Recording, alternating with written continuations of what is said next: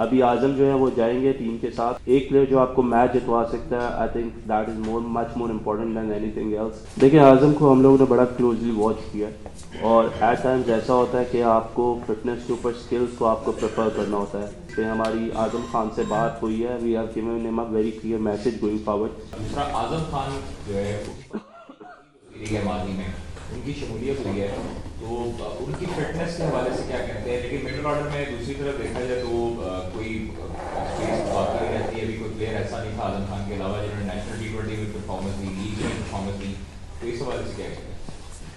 देखिए, आजम को हम लोगों ने बड़ा क्लोजली वॉच किया है और एट टाइम्स ऐसा होता है कि आपको फिटनेस के ऊपर स्किल्स को आपको प्रेफर करना होता है।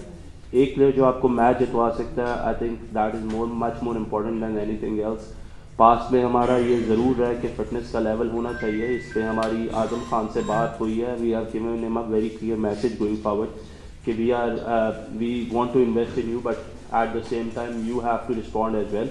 और ऑब्वियसली आप किसी से ये बिल्कुल नहीं एक्सपेक्ट कर सकते कि 10 दिनों में वो अपना 10-15 केजी नीचे गिरा लेगा, बट देयर इज़ अ वे।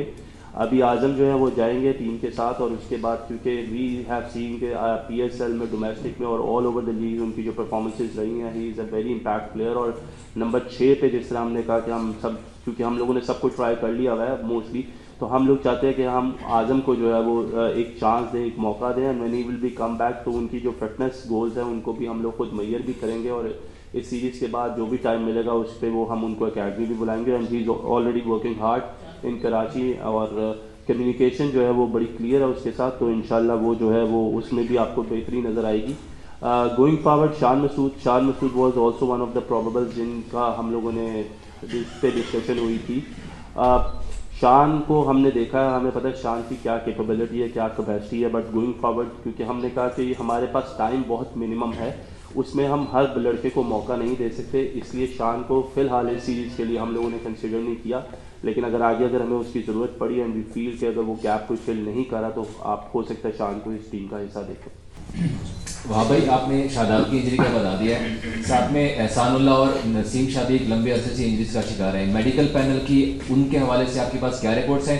क्या वो PSL खेल सकेंगे या नहीं, और वो पाकिस्तान टीम में कब तक कमबैक कर सकेंगे? क्या वो आपके T20 वर्ल्ड कप के लिए प्लान का हिस्सा है?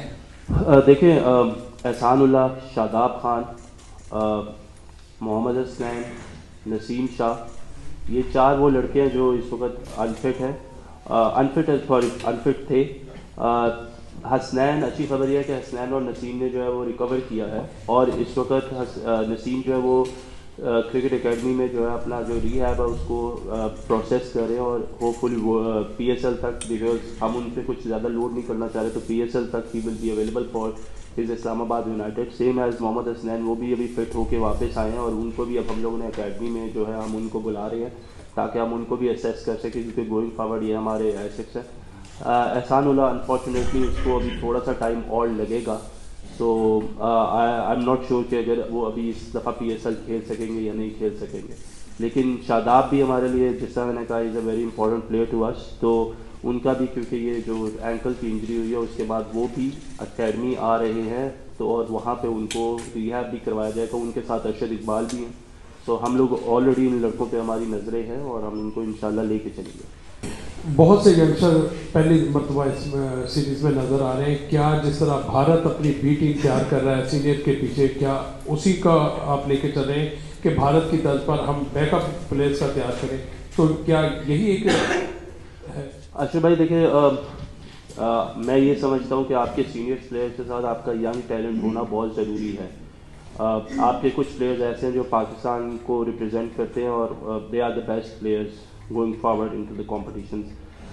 हमें बिल्कुल अपना बैकअप तैयार करना है, जिस तरीके से मैंने पहले कहा ओपनिंग स्टेटमेंट में कि हमारे पास अनफॉर्चुनेटली जितने भी हमने मिडिल ऑर्डर में प्लेयर्स ट्राई किए थे वो अनफॉर्चुनेटली उस तरीके से परफॉर्म नहीं कर सके और उनको बड़े मौके मिले। So now we have to look into the new talent where we will see कि वो लोग क्या प्रोड्यूस कर सकते हैं। ऐसा नहीं है कि जो इस टीम का हिस्सा नहीं है वो आगे जाते हुए हमारे प्लान का हिस्सा नहीं है। PSL is one of the best competition in the world और उसमें अगर कोई परफॉर्म करता है तो we are having our eyes on them.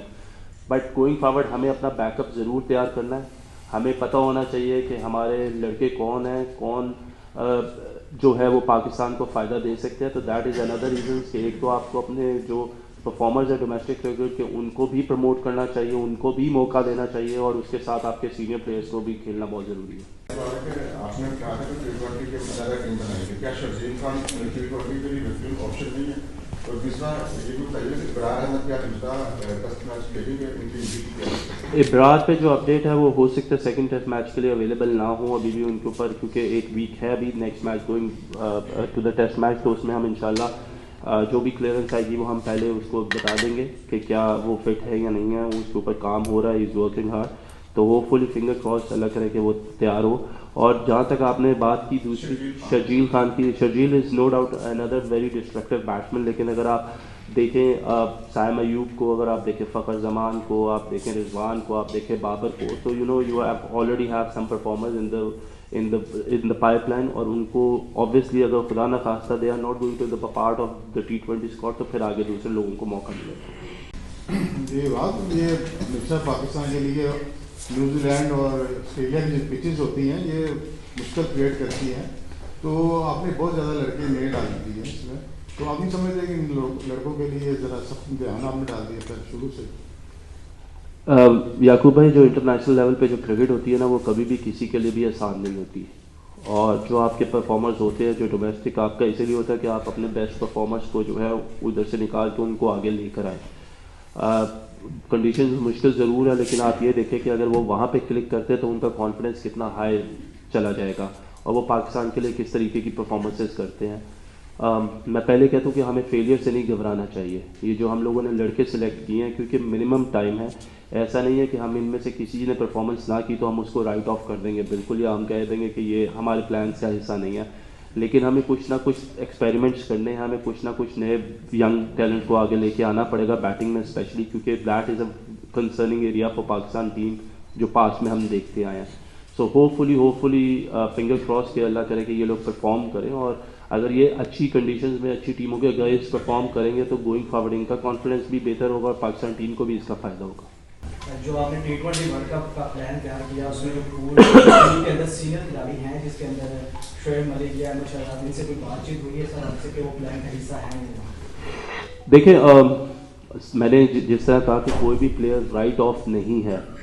Going into, अभी हमने डोमेस्टिक परफॉर्मर्स को पिक किया, गोइंग इनटू PSL अगर हमें फील होगा कि हमें मलिक साहब की या हमें अहमद शहजाद की ज़रूरत है या किसी भी XYZ प्लेयर की ज़रूरत है, तो हम उसको ज़रूर कंसिडर करेंगे। हमने किसी भी प्लेयर को ये नहीं कहा कि उसका कैरियर ख़त्म हो गया है या वो खेल नहीं सकता। हम तो ये कह रहे हैं कि अच्छी चीज़ है कि अगर हमें परफॉर्मर्स नज़र आएंगे तो वो तो हमारे लिए ज़्यादा काम आसान कर देंगे।